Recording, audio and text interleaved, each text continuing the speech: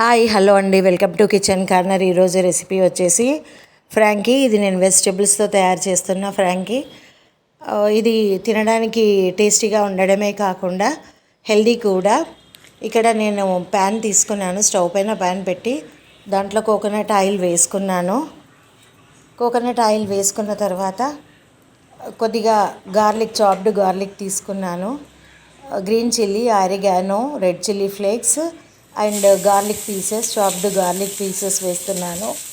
వెల్లుల్లి రెబ్బలు వేస్తున్నాను, కట్ చేసుకున్నవి. వేసుకున్న తర్వాత కొద్దిగా కలుపుకోవాలి. కలుపుకున్న ఈ మిశ్రమంలోకి మనం కొద్దిగా red chilli powder, red bell pepper add చేసుకోవాలి.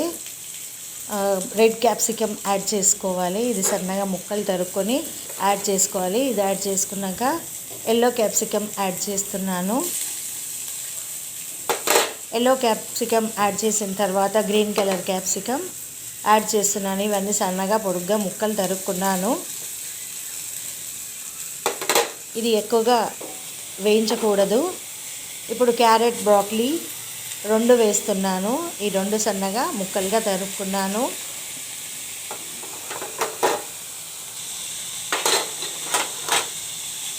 ఇప్పుడు క్యాబేజ్ సన్నగా తరుక్కొని దాన్ని కూడా వేస్తున్నాను.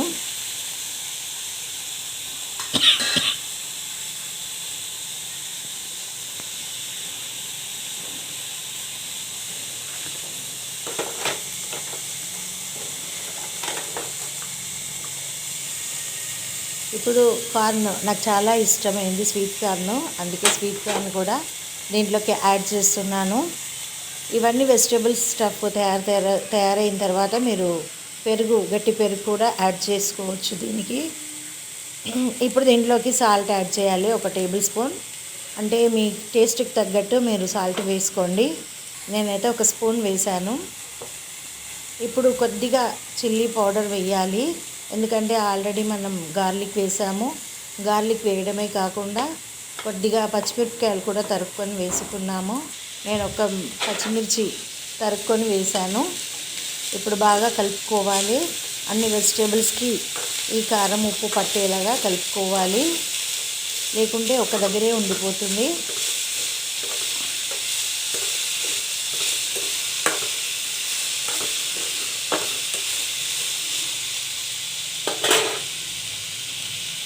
ఇప్పుడు దీంట్లోకి జీలకర్ర పౌడర్ వేసుకోవాలి. నేను ఇది వేయించి పొడి కొట్టుకున్నాను జీలకర్రను. Cumin powder. ఇప్పుడు దీంట్లోకి చాట్ మసాలా వేసుకోవాలి. రా మ్యాంగో పౌడర్ కూడా వేసుకోవాలి. ఇష్టం ఉంటే మీరు నిమ్మకాయ కూడా పిండుకోవచ్చు. పుల్లగా కావాలనుకున్న వాళ్ళు నిమ్మకాయ కూడా పిండుకోవచ్చు. ఇప్పుడు కొత్తిమీర తరుక్కొని వేస్తున్నాను. ఈ కొత్తిమీర ఫ్లేవర్ ఎంతో బాగుంటుంది.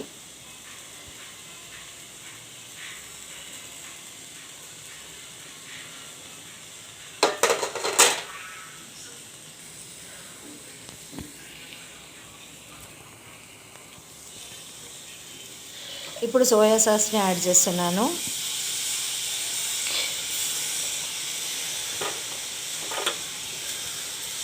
దీన్ని కూడా బాగా కలుపుకోవాలి. అన్ని ముక్కలు పట్టేలాగా కలుపుకోవాలి. ఇంకా మన కర్రీ ఆల్మోస్ట్ రెడీ అయిపోయినట్టే. స్టవ్ ఆర్పేసుకోవాలి. స్టవ్ ఆర్పేసుకున్న తర్వాత మనం పిండి ముద్ద తయారు చేసుకోవాలి. గోధుమ పిండి కానీ మైదా పిండితో కానీ తయారు చేసుకోవచ్చు. మీకు ఇష్టం ఉంటే జొన్న పిండితో కూడా తయారు చేసుకోవచ్చు. డఫ్ ప్రిపేర్ చేసుకున్న తర్వాత ఇలా చపాతీలాగా రోల్ చేసుకోవాలి. ఈ చపాతీలని మనం తవా పైన వేసి కాల్చుకోవాలి. కొద్దిగా కాల్చుకొని పక్కన పెట్టి మనం తినేప్పుడు కూడా చేసుకోవచ్చు. కానీ ఇప్పుడు నా బ్రేక్ఫాస్ట్ టైం కాబట్టి నేను ఫ్రై చేసేసుకుంటున్నాను. కొద్దిగా నెయ్యి వేసి ఫ్రై చేసుకోండి. దీనిపైన ఇప్పుడు నెయ్యి యాడ్ చేస్తున్నాను.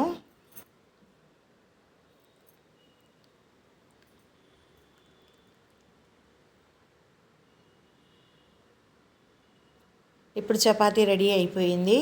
ఇంకో చపాతీ వేస్తున్నాను. ఇలా చపాతీలన్నీ ప్రిపేర్ చేసుకున్న తర్వాత దీంట్లోకి వెజిటేబుల్స్ యాడ్ చేసుకొని మధ్యలో పెట్టుకొని కొద్దిగా ఆనియన్స్, కొద్దిగా టమాటాలు వేసుకొని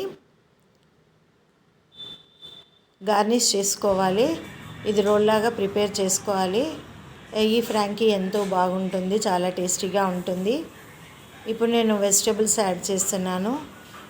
ఈ వీడియో కనుక మీకు నచ్చినట్టయితే లైక్ చేయండి. నా ఛానల్ని సబ్స్క్రైబ్ చేసుకొని పక్కనే ఉన్న బెల్ ఐకాన్ నొక్కండి.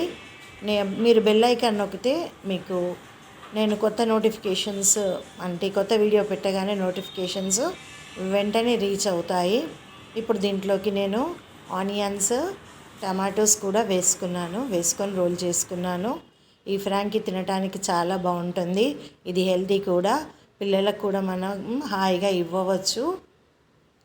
Thank you for watching. Have a nice day.